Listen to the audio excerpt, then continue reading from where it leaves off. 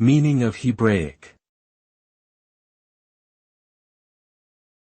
Hebraic. Hebraic. Hebraic. Hebraic. The term Hebraic refers to anything related to Hebrew language, culture, or religion. It can be used to describe Jewish traditions, customs, and beliefs that have their roots in the Hebrew Bible or Torah. Hebraic also pertains to the study of Hebrew language and literature, as well as the history and geography of the Israelites.